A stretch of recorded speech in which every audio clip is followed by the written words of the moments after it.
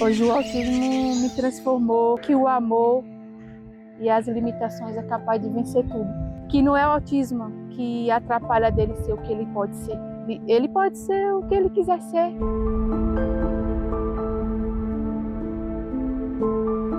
Nós, graças a Deus, que a gente está aqui há 34 anos, tivemos muito apoio uma da outra. Porque quando eu precisei delas, das orações, tudo, elas ficaram em cima, até fazendo oração enquanto eu estava na UTI. Mandava meu filho para cá, elas cuidavam dele, porque eu fiquei 2, 3 meses longe, né? Não podia vir, mas eu mandava ele. Então, assim, é se cuidar.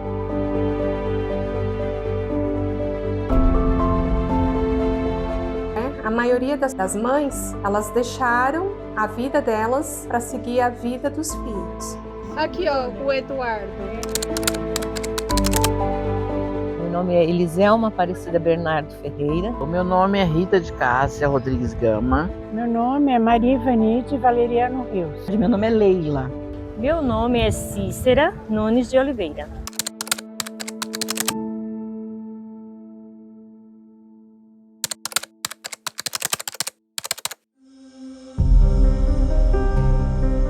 O Eduardo, com 2 anos, eu comecei a perceber que ele era uma criança diferente. Eu levava na pediatra, a pediatra falava, não, o Eduardo não tem nada, é cisma sua. Aí eu falei, não, eu peguei e passei com outra pediatra e falei para ela, olha, o Eduardo tá muito diferente, tá muito estranho e a pediatra dele não quer me dar encaminhamento, né? Ela falou, pois não, eu te dou. Aí eu fui no psiquiatra, não, o problema não é comigo, é com o neuro. Aí eu passei com o neuro, aí o neuro pediu um monte de exame, tomografia, isso, e nada dava nada. Então o Eduardo só foi ter diagnóstico com 10 anos de idade. Até 10 anos de idade eu procurava ajuda, mas ninguém me dava o diagnóstico. Um médico um psiquiatra, falou, olha, ele tem muita característica de autista. Então foi onde começou tudo, né? Aí depois de 10 anos foi que ele começou aqui na Adiante. Esse aqui, ó, começou com 1 ano e 7 meses aqui na Adiante. É o Wagner. Meu sonho era assim, casar, ter uns 4 filhos. Na minha cabeça de criança, a gente sempre falava isso. Eu quero ter 4 filhos, 2 homens e 2 mulheres. Formar um casal e tal, né? Aí quando eu já perdi o primeiro, aí eu já desanimei, né? Falei, e agora? E daí nasceram tantas crianças, meus sobrinhos, eram primos que nasciam, né? E sempre que nascia alguém, eu ficava meio frustrada, né? Oh, meu Deus, por que fulano tem e eu não, né? Mas eu sempre assim, minha tia sempre falando, calma, tudo tem sua hora certa. Tempo de Deus, você tem que esperar. A senhora tinha mãe nessa época? Mas a minha mãe, a gente se separou, eu era pequena, né, criança, quando ela separou do meu pai, e eu fiquei muitos anos sem vê-la, né? Eu fui ver minha mãe depois de 17 anos.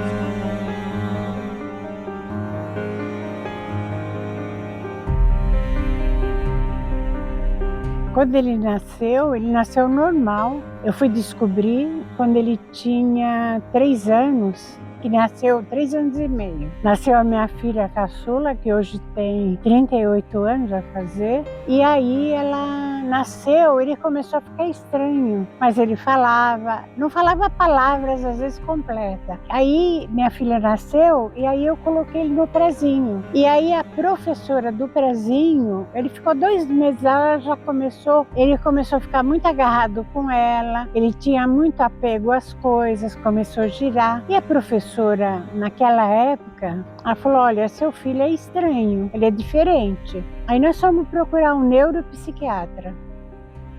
Aí ela falou que ele era autista, ela fez aquela avaliação, que faz avaliação com a criança. Um grupo de pais, 12 pais. Fizemos uma reunião numa casa de uma pessoa voluntária e ela falou que se a gente conseguisse pagar pelo menos o custo para eles, a gente começava uma escola. Então a gente começou Adiante na Lapa. Aí depois mudamos de casa. Fomos para outra casa que um empresário pagava o aluguel para a gente. Aí depois de 2 anos e meio, o governo Collor entrou, cortou essa verba desse empresário, então a gente não teve mais ajuda. Aí fomos para outra casa emprestada. Eu sei que nós fomos para 3 casas emprestadas. Certo. Aí no fim, nós ficamos numa casa emprestada até a gente conseguir o terreno aqui, que foi o Rossi. Descobri o autismo dele com 3 anos. Dava sinais, né? Tinha um comportamento diferente, o mesmo filme, o mesmo desenho. Todo dia eram as mesmas coisas, né? Mas ele andou, com 1 aninho ele já andava. De 1 ano para lá eu comecei a observar o comportamento, né? Aí na primeira, segunda consulta ela já deu o laudo, né? Já deu o diagnóstico através do comportamento e da fala, que foram os principais pontos que pegou mesmo. Aí quando eu peguei o laudo, fiquei meio abalada, é claro que a gente fica, né? Mas teve pessoas na minha família que ficou mais que eu. O Augusto tem 23 anos. Olha, minha gravidez foi tranquila, normal como todas as outras, como da Milena. Quando ele nasceu normal, não tinha problema nenhum, não tinha traços de autista, nada. E aos 5 meses de idade, ele teve bronquiolite. Então era uma infecção na época, eu não sabia o que era. Aí passava antibiótico, xarope e nada resolvia. Até que quando fez 1 mês que ele estava doente, aí eu percebi que ele estava muito doente. Aí levei no hospital e assim, mais ou menos à meia-noite, ele estava mamando no meu peito e ele engasgou. Ele começou a tossir e sufocou, então o leite foi direto para o pulmão.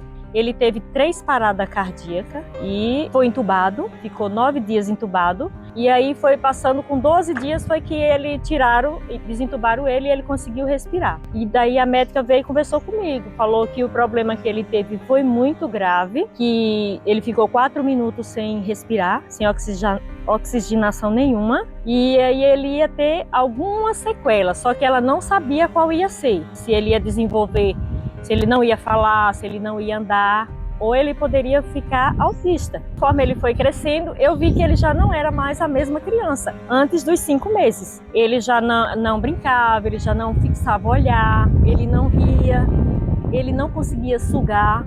E aí quando ele fez 9 meses, aí eu fiquei passando ele no neuro, a primeira vez que eu passei, e aí ela falou, ele ficou autista. Então hoje ele tá com 23 anos, mas tem um comportamento como se ele tivesse 5 meses. Tudo ele põe na boca, ele não tem noção do que pode e o que não pode, se é produto de limpeza ele bebe, se é bombril ele mastiga, se é cabelo ele mastiga. Meio que ele parou naqueles 5 meses. Foi 23 horas de trabalho de parto, judiaram bastante, porque eu não estava tendo contrações nem dores, aí teve que usar medicamentos, teve que colocar no soro, ir pro chuveiro, pra bota. Depois que ele nasceu, ele foi direto para a incubadora. Eu não cheguei a ver o rosto dele, eu fui ver o rosto dele no outro dia, meio dia da tarde. E aí foram que comentaram que ele tinha, tava faltando a respiração e ele tava com os olhos amarelos, ele precisava tomar banho de luz. E quando eu bati o olho nele, com aquele olhinho, até vídeo guardado, e lembrar ainda mexe, né? Eu falei, ele tem algo diferente. Ele é diferente, ele é especial. Só que a médica, a enfermeira que estava no plantão me atendendo, achou que eu estava com depressão pós-parto. E eu não estava. Na hora que eu bati o olho no meu filho, eu sabia que ele tinha algo diferente. Eu só não sabia que ia ser o autismo ainda, né? Mas eu já sabia que ele ia ser diferente. E o Eric, para mim, é uma fortaleza. Ele me fortalece cada dia. Se hoje eu estou de pé e passei por tudo isso e estou me levantando, é através do Eric. Sem o Eric hoje, eu não seria essa Leila que eu tô sendo. Você. Posso contar contigo? Pode. Então tá bom. Sinelli. Estes. E a avó? Olha, no começo a Sinelli questionava muito. Ela perguntou pra mim por que eu não morri e a mãe dela tava aqui. Aí eu falei assim, só tem assim. Se você morrer, você vai encontrar ela. Perguntei, você quer? Eu não. E eu comecei a colecionar moedas pra troco e um dia ela me pegou 2 moedas e falou que se ela podia ir no céu pra ficar só um pouquinho, pra ver a mãe dela e depois voltar. Eu sou avó e mãe. A mãe é pelo nome, Cíntia.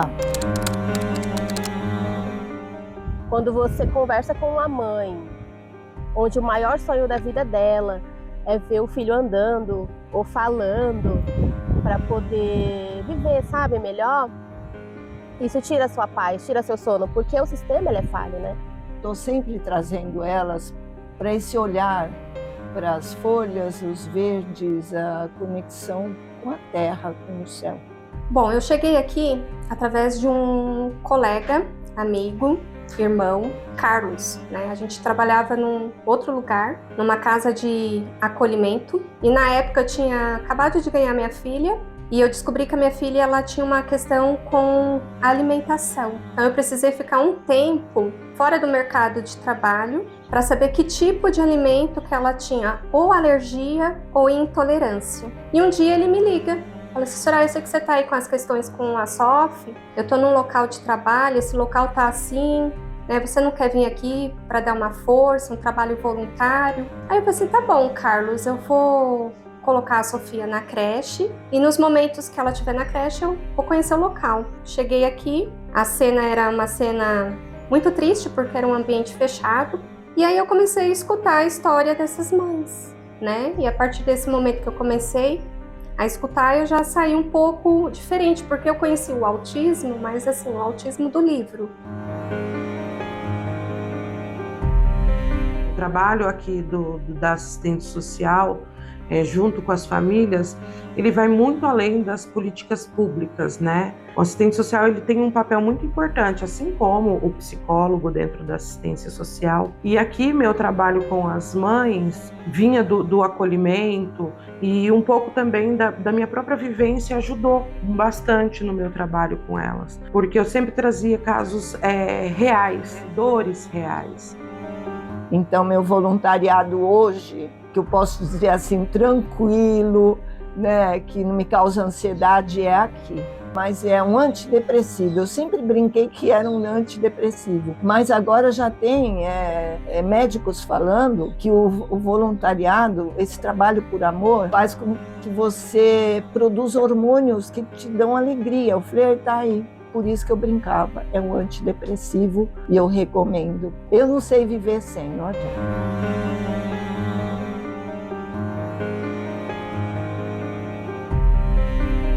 Bom, a gestão de instituto, ela envolve 3 instâncias. A gente lidar com as pessoas requer acolhimento. E a gente tem que acolher os atendidos, as famílias e os funcionários. Então, gestão, ela envolve essa questão de gerir pessoas num contexto em torno de uma temática, de uma causa. Gestão envolve isso, né? Você está à frente, mas as pessoas estão junto com você. Você não pode estar à frente e deixar que essas pessoas não estejam na mesma atuação que você está, né? Então, você tem que estar próximo das pessoas. Não é um reforço escolar, mas é você olhar para aquela criança como um indivíduo, usar os instrumentais para conhecer essa criança, quais as dificuldades, o que está impedindo ela no desenvolvimento acadêmico, né? E para isso tem os protocolos e a gente aplica. Mas o que eu faço? Eu procuro aplicar de uma forma que não seja mecânica, né? Hoje eu estou fazendo uma pós-graduação em análise do comportamento aplicada, porque é interessante trazer isso também para a sala de aula e fazer uma alfabetização assim mais humanizada.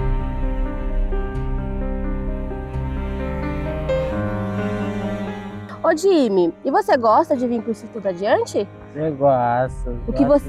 O que você mais gosta de fazer aqui? Eu gosto de Instituto Adiante. Você gosta? Aí você gosta de brincar com quem? Colega. Com os colegas. Você gosta de jogar bola? Eu gosto. Ô Jimmy, me responde uma coisa, você tá indo pra escola?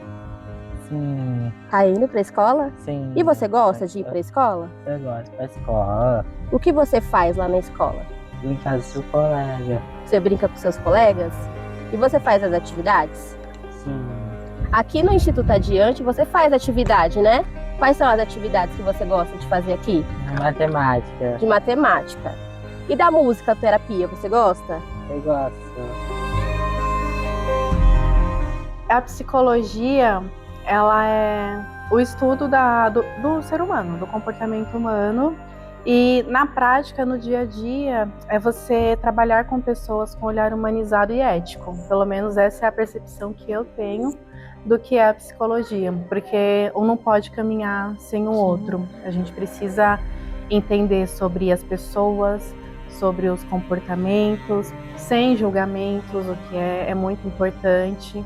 Conseguir, né, com muita força, muita coragem, dar continuidade à vida. Porque a empatia e a responsabilidade afetiva, ela sempre existiu. Mas para mim, quando você entra no mundo dos atípicos é totalmente diferente. Eu tive depressão, eu tentei 2 suicídios, porque eu aceitava o meu Eric, mas não aceitava o autismo. Eu queria o meu Eric, que eu planejei na minha cabeça, desde pequenininha, que eu queria ter um menino e ele ia ser aquele sonho para mim. De repente, minha vida não era da forma que eu planejei. Então, assim, eu aceitava o meu Eric, mas o autismo eu não queria. Claro, eu aceitei, eu abracei a causa e fui em frente.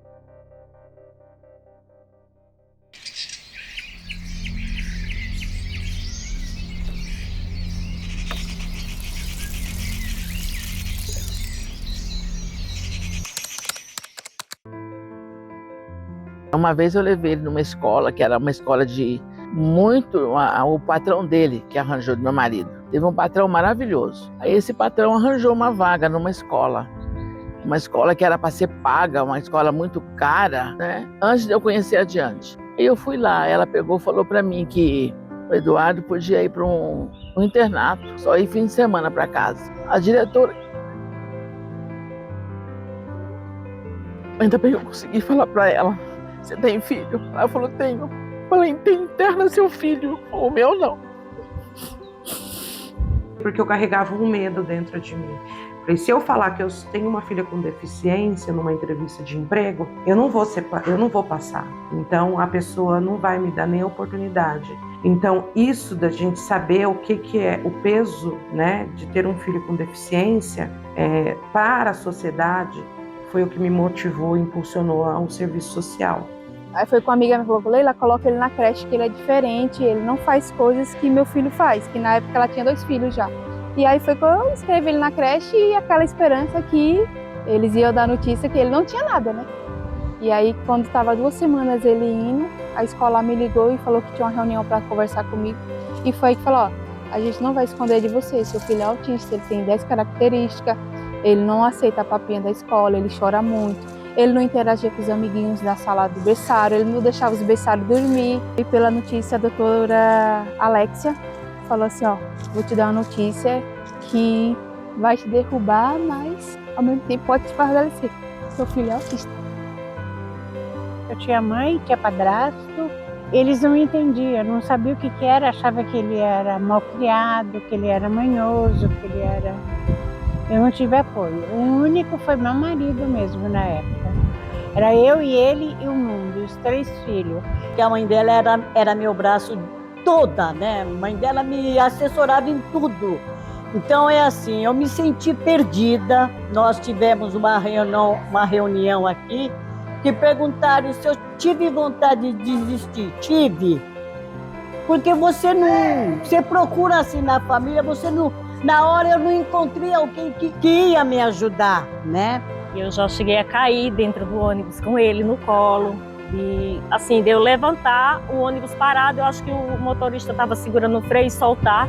E eu ir com tudo, quase quebrar o braço. Várias vezes não tinha lugar para me sentar com ele.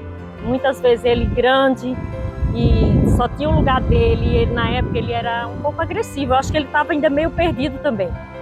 E aí ele beliscava as pessoas, ele chorava. Então passei muita coisa dentro dos ônibus com ele. Anos e ele não andava ainda, né? Mas lá tinha, né, para poder ficar. A médica dele ficou de férias e aí veio uma outra. Aí eu conversei, ela se conforma, nunca vai andar, nunca vai falar, ele vai vegetar em cima. Aí eu tava com a fraldinha assim. Aqui, eu vim parar aqui de uma maneira minha torta. Não torta, né? Por uma denúncia. Meu marido, eu moro do lado do irmão do meu marido, que os 2 não se dão. Aí, ele, para fazer graça, foi denunciar o Conselho Tutelar. Aí o Conselho Tutelar me procurou, né? Eu levei os documentos dele, falei que não é bem assim, né? Tive que provar a denúncia que não é verdadeira. E do Conselho Tutelar, me encaminharam para cá. Aí leva ele, né? Ele frequentava a escola, tudo. Aí eu vim parar aqui. E aqui, gente, é onde a gente encontra um espaço de lazer, um espaço de conforto, um espaço de harmonia, né? Onde aqui a gente conversa com as outras mães, a gente troca experiências, não só de autismo, de outras coisas também. Se a gente tivesse um sistema melhor, onde tivessem mais apoiadores, onde tivessem mais especialistas, talvez eles não viveriam dessa forma.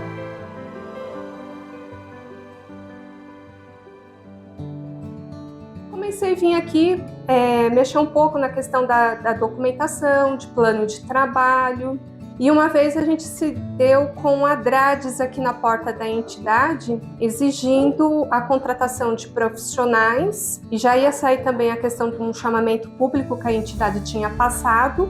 Então nós chegamos aqui, a entidade só estava com essas 8 mães, esses 10 atendidos, e eu tinha que montar toda uma estrutura de centro de convivência, fortalecimento de vínculos, entender as questões das políticas públicas. Bom dia! Bom dia! Bom dia! E aí, Tati? E aí? Tudo bem, Sinelli? Ó, tô de olho, hein? Tudo bem, Marzinha? E aí, Elaine? Quanto tempo? Comecei a ler, a estudar, a pesquisar, né? Comecei como psicóloga. Aí, na época, as mães tinham uma questão com a coordenadora. Ela não estava muito presente para a entidade, nem sobre as questões das famílias, né? Dos funcionários. E aí, elas começaram a fazer a minha indicação para o presidente da entidade como coordenadora.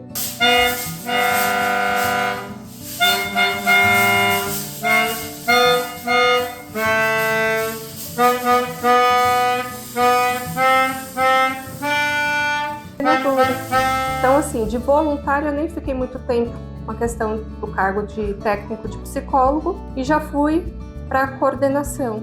E aí, quando eu cheguei nessa parte da coordenação, calhou 2 chamamentos que já ia começar dentro da entidade, e aí eu tive que preparar todo o campo aqui da contratação de profissionais, do chamamento das famílias para o serviço. E foi assim que começou a minha história aqui dentro da Adiante, né? Foi uma descoberta. Pois é, antes de eu passar pelo portão, eu não sabia da existência desse instituto. Eu moro aqui próximo e eu estava numa aula de ginástica, quando, em abril de 2018, 2 mães foram convidar os alunos para um café da manhã aqui. Então foi assim que eu cheguei, né?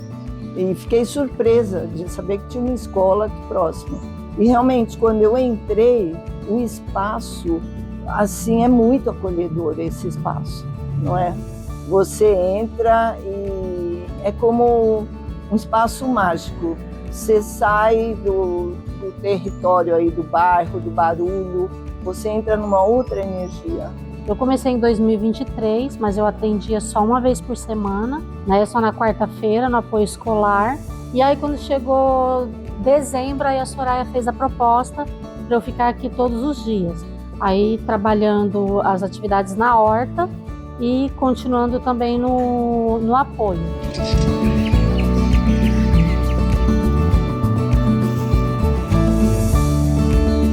Bom, os departamentos que nós temos, né, se a gente for pensar na questão de estatuto, né, nós temos a parte da diretoria, a parte administrativa e a parte da coordenação.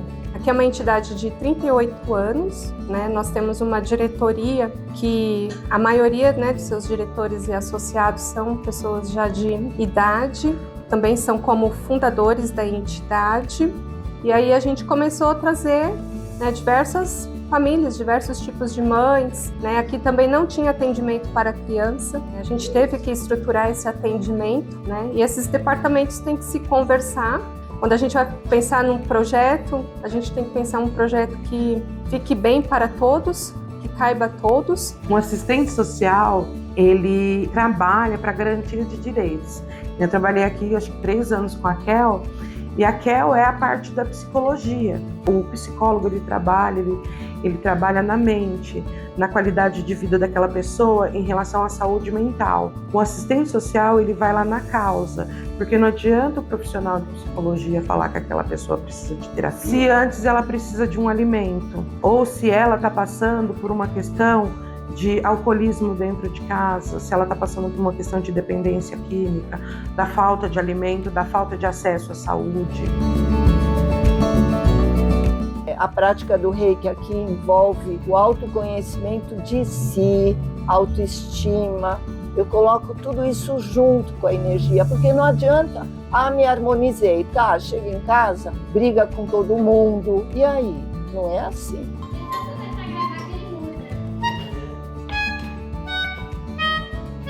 E olhando para eles, olhando para o olhinho deles, você consegue enxergar o ser iluminado que eles são, a demonstração de amor, de carinho, o respeito que eles têm pela gente, pelos demais. É uma entidade de garantias de direito, então não tem como a gente trabalhar com essa temática se a gente não trabalha os direitos de todos, de qualidade de serviço para o atendimento. A questão daqui não é só o reiki, é o amor envolvido, entendeu? É muito amor, muito amor. E posso dizer que aqui o amor está no ar, só para quem quer sentir, não é? E eu sinto isso assim, na flor da pele.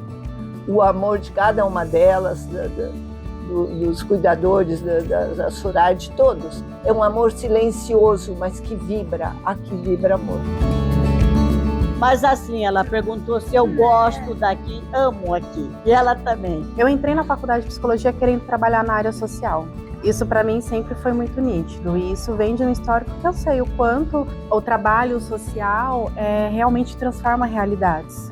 Antes de estar aqui eu trabalhava em uma outra instituição, que era um centro de convivência e fortalecimento de vínculos para crianças e adolescentes. E lá eu tive de fato essa primeira vivência, esse primeiro contato que é você trabalhar em uma equipe multi, junto com uma família, junto de um processo de garantia de direitos. Que antes de você pensar em encaminhar para uma terapia no SUS, que vai demorar muito tempo na fila de espera, você tem que pensar se aquela comida, se aquela família está comendo. Sim. Eu já fiz visita domiciliar para entender um pouco qual era a questão do comportamento da criança e quando a gente chegou lá, a mãe abriu o armário, estava vazio. E o serviço social ele entra nisso. Qual a primeira necessidade daquela família? É alimento? Vamos trabalhar com alimento. É acessar um serviço de saúde, vamos trabalhar para acessar o serviço de saúde. Então, junto com a Kel, a gente sempre trabalhava nisso, né? A Kel, dessa questão de saúde mental, quando era uma questão de legislação, articulação com a rede.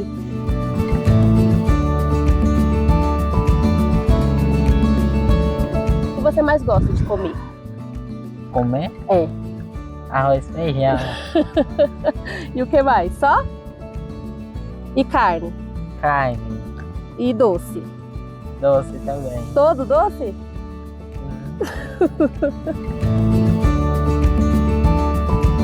Hoje nós estamos dentro da política da assistência social, o Sistema Único da Assistência Social, que é o SUAS. Então nós somos uma entidade de assistência social. Então a gente aqui oferta serviços, né, na coletividade, dentro da garantia de direitos, dentro do contraturno de atividades, de oficinas.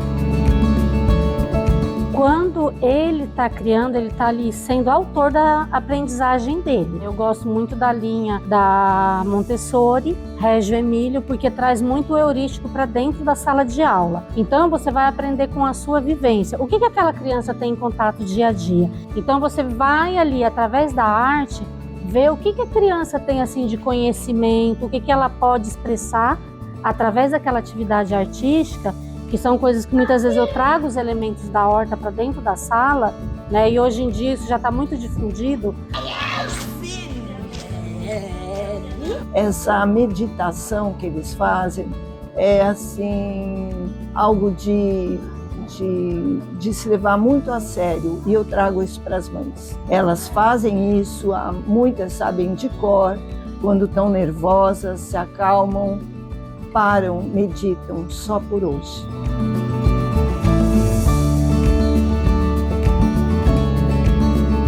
Temos que aceitar ele como ele é, o que ele transmite pra gente, e não ter esse medo de querer que ele fale. Ele fala com a gente, basta a gente pegar os pequenos sinais que ele fala. Às vezes é no gesto, às vezes é algo sensorial, às vezes é no olhar.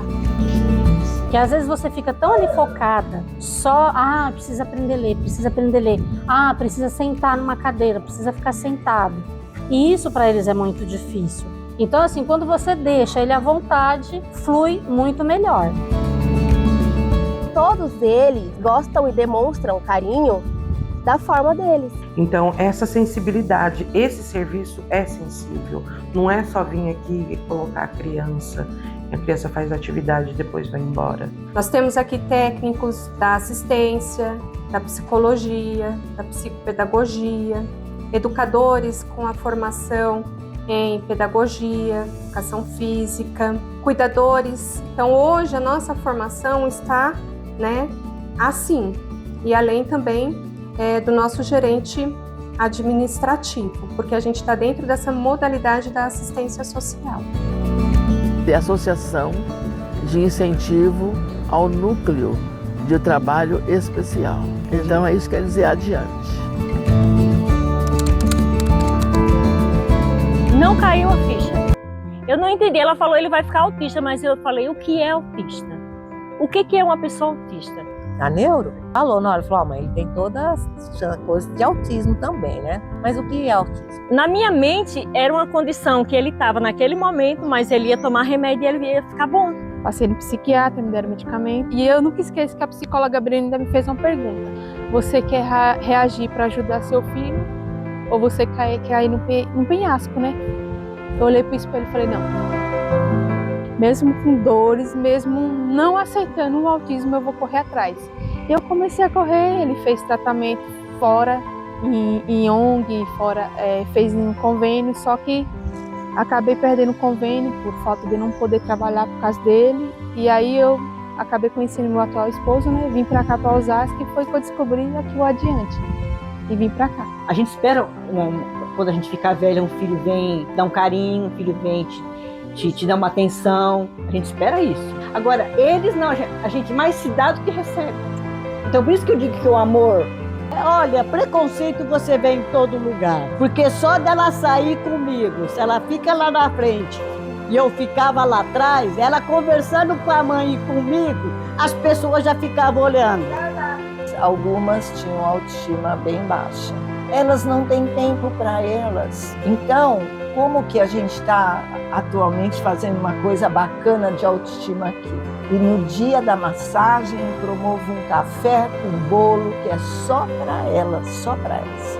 Porque o tempo todo elas querem assim, mas pode levar o bolo lá para o meu filho? Agora não, é só para você, é seu.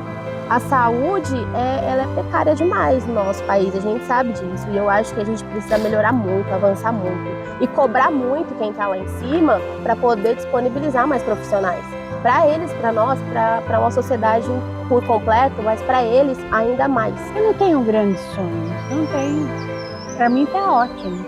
Eu cuidando do meu filho, eu venho aqui, eu tenho uma vida ativa.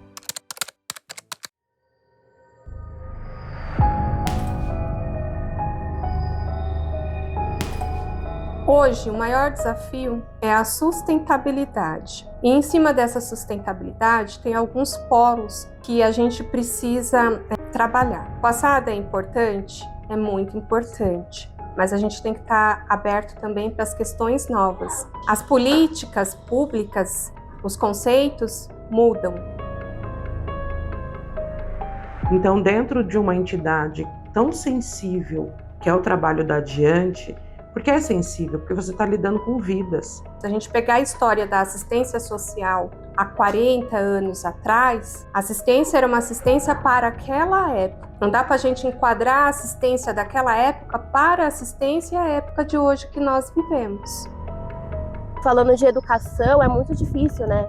Hoje em dia, a lei diz que eles têm o direito. Todo mundo tem o direito à educação e eles também têm. Só que você chega na escola, eles dispensam.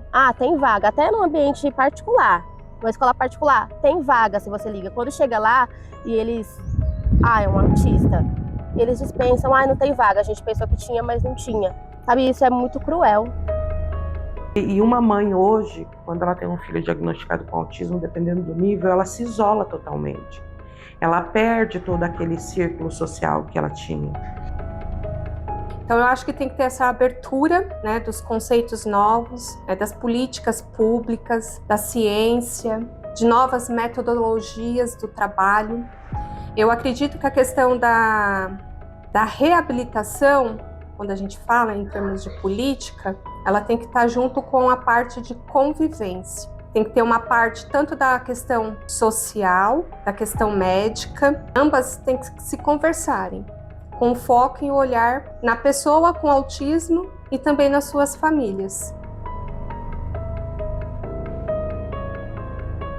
As mães daqui, elas elas militam muito, elas resistem muito, elas são força demais.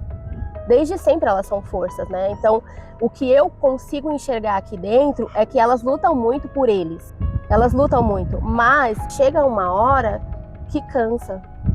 Chega uma hora que, infelizmente, elas aceitam, porque elas vão fazer o quê, sabe?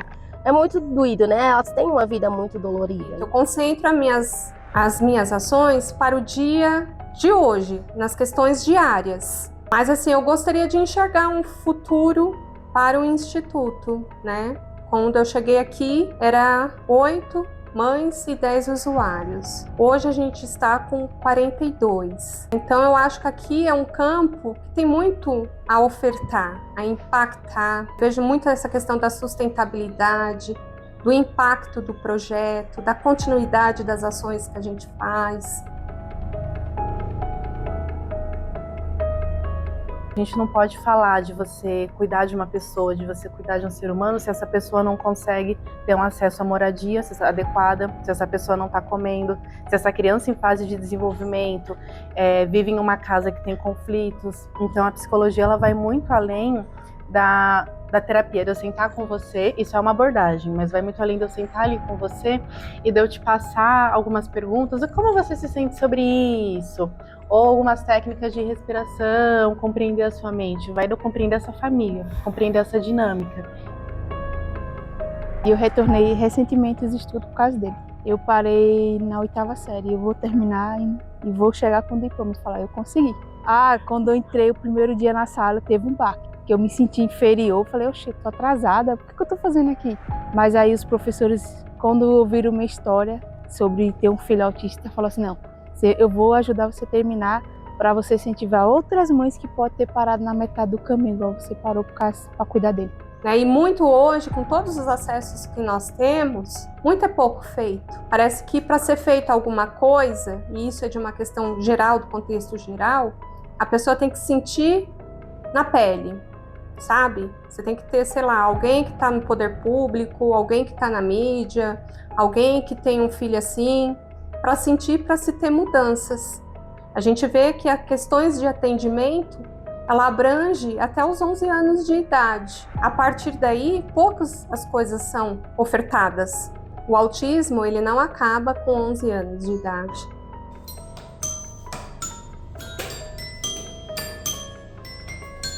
O meu esposo, ele sofreu um AVC. Aí ele foi e disse assim, eu vou comprar um carro. Aí eu falei, não, quem vai dirigir? Você não pode dirigir, porque você sofreu AVC e corre o risco de ter outro.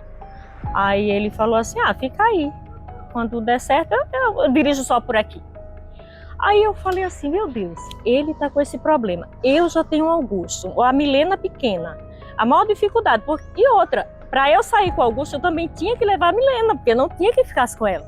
Juntei R$300. E eu mesmo fui na autoescola em Osasco e me matriculei. E cheguei em casa e falei para ele. Aí ele disse, eu não acredito. Pode acreditar. Eu vou tirar a carta. Ele falou, vai nada, tu não sabe nem entrar dentro do carro. Falei, mas eu vou aprender. E aí eu comecei, mas por eles. Não era nem por mim, era por eles. Eu sofri tanto dentro dos ônibus, porque eu saía, na época que o Augusto era criança, eu saía todos os dias de casa com ele para fazer as terapias, todos os dias. E muitas vezes eu andava a maior parte a pé do que de ônibus.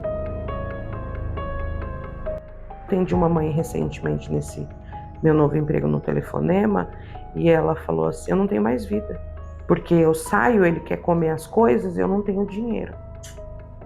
Eu estou presa dentro de casa, eu não tenho mais vida. Bom, hoje pelo CDC é 1 a cada 31 crianças até a idade de 8 anos com autismo, em cerca de 2 milhões e pouco mundial. Isso a gente está falando as que estão laudadas, diagnosticadas, né? Por mais que a ciência esteja aí avançada, né, muitos casos começam a surgir, né, a respeito. Então a gente vai pegar aí uma população muito grande mundial, né? E as questões políticas, né, para essas questões, como que fica? É uma questão de saúde, né? E saúde é uma saúde coletiva, né? Saúde da pessoa que tem o transtorno, saúde da pessoa que acompanha o cuidado dessa pessoa, né? Então é um impacto aí muito grande. Da época que ele nasceu, a senhora lembra assim de ter feito uma viagem? Não, nunca fiz. A senhora nunca... A gente só dançava nas festas da escola, aqui, da Adiante. A gente fazia muito baile à noite, teve festa cigana, tinha a festa do pagode, então a gente gostava muito de dançar rock. Então a gente se divertia muito nas festas, mas aqui na Adiante. O que eu percebo hoje no cenário é assim, eu não sou nada contra como as pessoas lucram sobre a temática, mas eu sou contra como as pessoas expõem, como se fosse um pacote, a qual a família tem que pagar por esse pacote e no final da sessão seu filho vai sair assim. Eu sou contra isso, esse sensacionalismo de querer ganhar sobre a dor do outro. Não tem como você fazer um trabalho pensando na pessoa com autismo e não abranger essas famílias. Então, as famílias elas têm que ter o conhecimento sobre a temática, sobre a política, as garantias de direito. Um filho, geralmente, né, a gente fala assim, tem que amar meu filho. E quando você não consegue ter amor por esse filho? Essa mulher sofre 2 vezes mais. Porque a sociedade ensinou que a mãe tem que amar, incondicionalmente. O que a gente tem que amar nosso filho. E quando a gente não consegue amar esse filho? E isso acontece.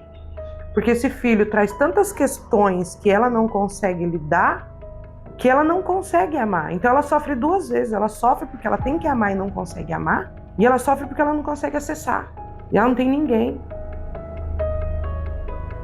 Se a gente pegar nosso público aqui, a gente tem público de 5 anos e temos a pessoa de 47 anos. Então, dentro das políticas públicas, é pouco ofertado e pouco falado sobre a questão, né, da adolescência e da fase adulta da pessoa com autismo. Porque o autismo ele não atinge só a pessoa que sofre do transtorno, ele atinge também as famílias. Existem muitas formas de comunicação e a gente trabalha muito pela fala, mas não só isso. No período da faculdade, eu trabalhei com estágios em oficina de criatividade. E foi uma coisa que eu trouxe um pouco para cá também, porque eu faço grupo com as mães. E às vezes a gente não consegue verbalizar, tá? De frente para alguém verbalizar uma demanda, mas a gente consegue expressar isso por meio de algum desenho, por meio de alguma dinâmica, por meio de alguma oficina que foi pensada para trazer para fora aqueles sentimentos. E aí eu consigo trabalhar isso. Ouvi da boca de uma mãe, eu só queria que meu filho andasse, eu só queria que meu filho falasse para eu poder descansar em paz. Nossa, isso mexe muito com você, porque tá totalmente fora da sua realidade. É o que a gente sempre conversa aqui dentro, sabe? A gente pega as nossas coisas e a gente vai embora descansar em casa, mas elas não. Um dia eu fiz uma visita domiciliar com a Kel, para uma avó, e ela ali super frágil, né, já de idade, e eu não tinha o que falar para ela. Quando ela trouxe o chumaço de papel de tudo que ela precisava fazer, analfabeta, negra, você imagine, já olha, de idosa, negra, analfabeta, uma criança autista nível de suporte 3, sozinha, sem rede de apoio. Quando ela trouxe aquele monte de papel, eu fiquei, meu Deus, e agora? E ela começou a falar, eu só fiz assim, ó, peguei, eu falei, vou tentar. Se eu não conseguir, a gente sai caminhando e chorando junto, tá bom? Então, às vezes a gente não vai conseguir, mas só o fato de você dar apoio, falar, olha, você não tá sozinha, a gente chora junto, a gente ri junto, mas eu tô aqui olhando por você, para ela já é o suficiente. Às vezes a gente não vai conseguir, realmente a gente não vai conseguir.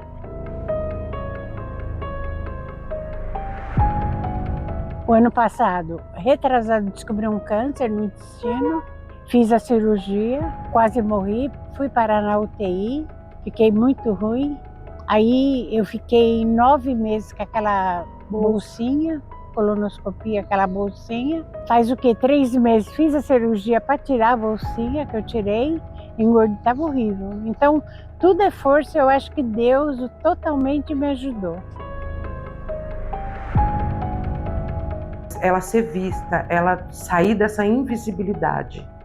E é isso que hoje falta nas pessoas, né? Olhar para o outro, tirar ele da invisibilidade. Caminhando ou não, o que eu sinto é que ele é para toda a vida. Então eu não vejo como um peso. Eu vejo como meu amigo, como meu companheiro, né? Não vejo como um peso. Tem pessoas que veem como um peso, né? Então é isso. Eu acho que a gente tem que ver os especiais, ou ver o diferente com amor, né? Com amor, com atenção, com respeito.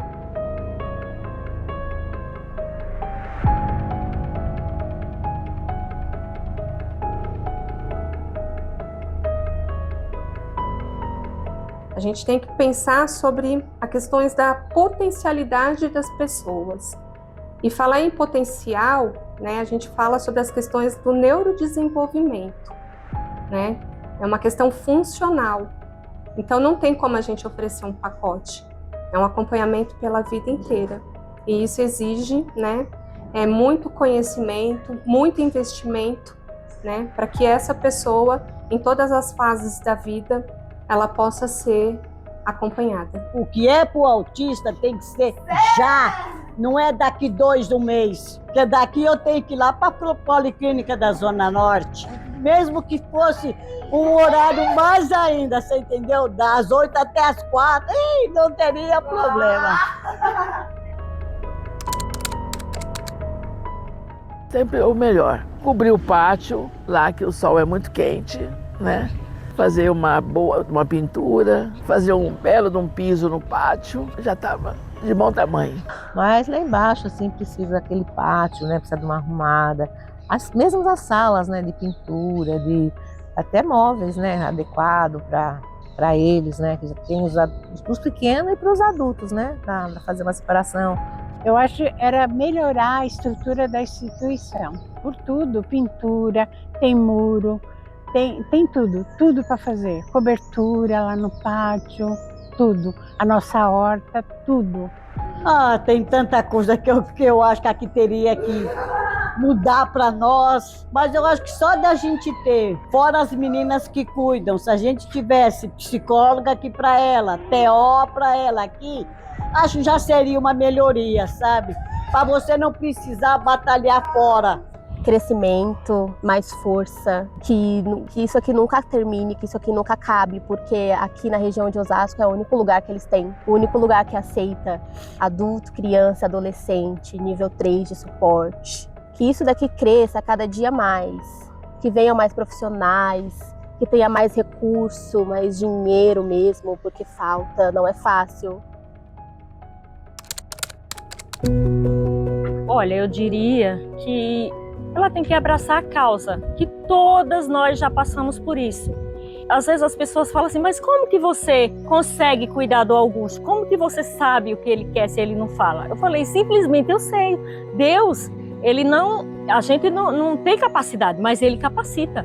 Que não aceite um pai que não aceita o filho como ele é, não consegue entender o filho, não tem coragem de meter as caras igual a gente mete. Mesmo a gente com dor, com cicatrizes, mesmo a gente chorando, a gente luta por eles. Que às vezes a gente quer desistir, mas quando você vê um pequeno avanço, você fala, não, a minha caminhada está valendo a pena. Então que mais pais corajosos igual as mães são, não covarde que tenha medo do autismo. Olha, para ter fé em Deus e não abandonar seu filho, procurar tratamento, que hoje em dia tem muitos tratamentos. Que não desanimasse, tentasse fazer o máximo que pudesse para o filho. Eu falaria para ela ter força, continuar lutando, continuar cuidando. É isso. É muita força, precisa mesmo. Você tem que esquecer tudo, você tem que ir em frente. Sabe quando você vai? Igual eles mesmos. Eles não saem derrubando tudo, os meninos? É a mesma coisa, a gente tem que sair. Porque aqui você aprende a respeitar quem trabalha aqui, a respeitar as mães, a respeitar que é assim, é muita mãe, mas cada um pensa de um jeito, nem todo mundo pensa como você. E assim, você tem que conviver com isso. Tanto lá como aqui, tem muitas mães que não tem visita, né? A família às vezes isola, a gente acaba entrando no mundo deles, né? E aqui a gente tira um pouco da mãe de autista, faz festas, faz festividades. Então é uma segunda família, né? Gosto muito daqui. Gosto muito, muito mesmo. Eu faço questão de ir para cá, nem que eu chegue atrasada, mas eu venho. Nós vamos continuar adiante. Nós vamos continuar adiante. Nós vamos continuar adiante. Nós continuaremos seguindo adiante. Nós continuaremos adiante. Eu e o Eric vamos seguir adiante. E nós vamos continuar adiante. Nós vamos continuar adiante. Nós vamos continuar adiante. Nós vamos seguir adiante. Nós vamos continuar adiante. Nós vamos continuar adiante. Sempre. Continuaremos em adiante. Nós